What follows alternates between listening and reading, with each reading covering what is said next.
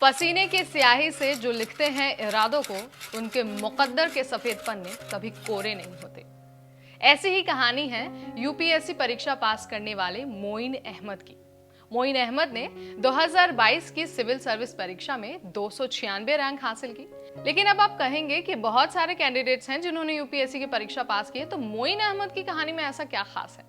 अगर आप उनकी कहानी की खास बातें जानना चाहते हैं तो आपको ये वीडियो पूरा देखना होगा। तो चलिए इस वीडियो के जरिए जान लेते हैं कि मोइन अहमद कौन है, उनका यूपीएससी का सफर कैसा रहा है और साथ ही उन्होंने किन चुनौतियों का सामना किया है। तो चलिए शुरू करते हैं।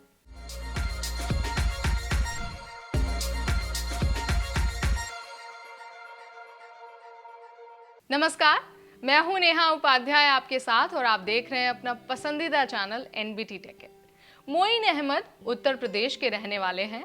उन्होंने इस बार की परीक्षा में 296 रैंक हासिल की है, लेकिन 296 रैंक तक पहुंचने के लिए उन्हें 4 सालों का इंतजार करना पड़ा था। जी हाँ, ये मोइन अहमद का चौथा प्रयास था। इससे पहले उन्होंने 3 बार परीक्षा दी थी, लेकिन तीनों ही बार उन्हें प्रीलिम्स में हार मिली थी। प्रीलिम्स परीक्षा में बार बार लगातार 3 बार असफल होने के बाद भी उन्होंने अपना हौसला नहीं खोया, तैयारी में लगे, अपनी गलतियों पर काम किया और बस अंत में चौथे प्रयास में यूपीएससी की लिस्ट में अपना नाम दर्ज करा ही लिया।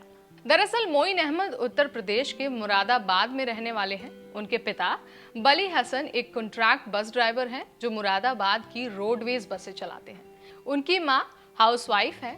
मोइन के 5 भाई बहन हैं और मोइन दूसरे नंबर पर आते हैं। लेकिन ऐसा बिल्कुल भी नहीं था कि मोइन का परिवार एक संपन्न परिवार था। उनके परिवार में भी तमाम तरह की आर्थिक चुनौतियां थी, आर्थिक समस्याएं थी। लेकिन मोइन को जो करना था उन्होंने वो किया। सफल होना था, यूपीएससी परीक्षा पास करनी थी, इसीलिए उन्होंने अपनी आर्थिक स्थिति को अपने सफर में कभी नहीं आने दिया। मोइन ने बीएससी से अपना ग्रेजुएशन किया है और ग्रेजुएशन का ही वो समय था जब उन्हें लगा कि उन्हें भी सिविल सर्विस परीक्षा में भाग लेना है और अपने आप को साबित करना है। बस फिर क्या हुआ, आर्थिक स्थितियों के चलते उन्होंने साइबर कैफे में काम करना शुरू किया, क्योंकि उनके पास पैसे नहीं थे कि वो फीस दे पाएं और कोई कोचिंग ले पाएं। 2016 में मोइन ने साइबर कैफे चलाया और साइबर कैफे चलाने के बाद जो भी पैसे उन्हें मिले उन्हें सेव किया और सेव करने के बाद 2019 में दिल्ली के लिए रवाना हो गए। दिल्ली जाकर उन्होंने तैयारी की और पहला अटेम्प्ट उन्होंने 2019 में ही दिया। लेकिन कहते हैं ना कि जब हमारा हार्डवर्क हमारा टेस्ट लेता है तो हमें कभी भी पहले प्रयास में तो सफलता बिल्कुल नहीं मिलती। यही मोइन के साथ भी हुआ। 2019 में पहली बार परीक्षा तो दी, लेकिन उन्हें सफलता नहीं मिली। वो प्रीलिम्स एग्जाम भी क्लियर नहीं कर पाए। अपने पहले प्रयास में फेल होने के बाद मोइन ने अपना करेज फिर से जुटाया, पूरी तैयारी को जीरो से स्टार्ट किया और एक बार फिर से 2020 में परीक्षा दी। लेकिन अफसोस 2020 में भी उनकी मेहनत में थोड़ी सी कमी रह गई।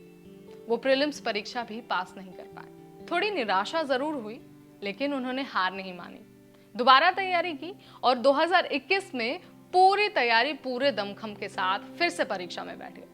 लेकिन कहते हैं ना कि जब तक किस्मत और आपकी मेहनत आपका साथ नहीं देती तब तक आप कुछ नहीं कर पाते। 2019 में हार मिली, 2020 में भी हार मिली, लेकिन निराशा नहीं हुई।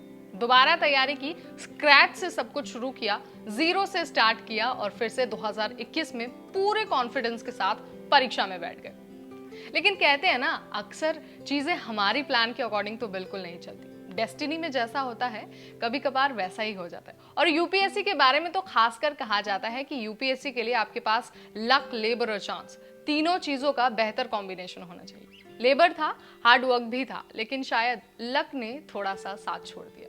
2021 में भी प्रीलिम्स फेल हो गए। मोइन को लगातार 3 साल असफलता मिली और ऐसा भी नहीं था कि वो एक स्टेप आगे बढ़े हों।